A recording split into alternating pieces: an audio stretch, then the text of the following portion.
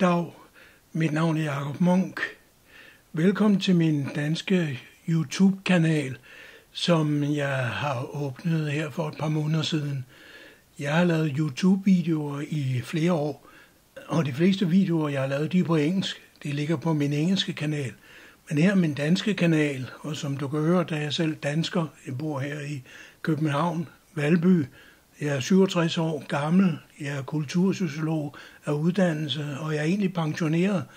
Men jeg synes, det er sjovt at lave video, både fordi jeg kan lide teknikken, og fordi jeg mener, at jeg har nogle gode historier, nogle interessante ting, jeg godt vil fortælle.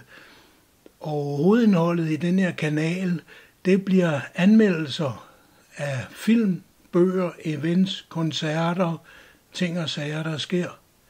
Og så bliver det mine egne opinions, meninger om ting, der sker ude i verden. Jeg er meget interesseret i international politik. Jeg er absolut antiracist, anti-imperialist af grundholdning, og det vil du meget let kunne høre, hvis du hører mine videoer.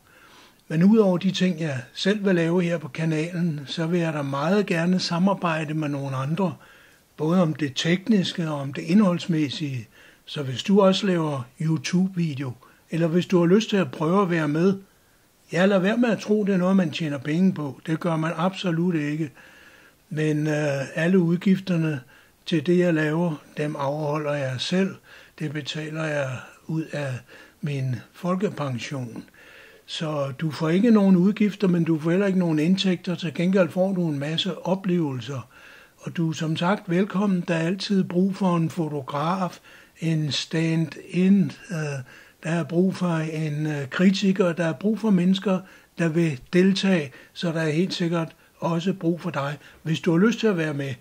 Og samtidig kan du så måske lære lidt om, hvordan man laver YouTube-video. Og jeg kan sige meget kort, at jeg bruger et Canon EOS 700D kamera til at optage igennem. Jeg har her foran mig en Roland mikrofon. Jeg redigerer på Sony Vegas nummer 13. Og så har jeg diverse udstyr, stativer, lys osv., som jeg bruger, når jeg optager. Det meste optager jeg hjemme i mit eget hus, i min stue, men noget optager jeg også ude i byen.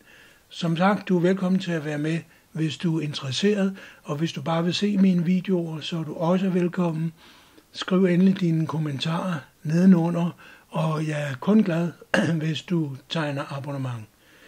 Tak fordi du lyttede, og forhåbentlig på gensyn.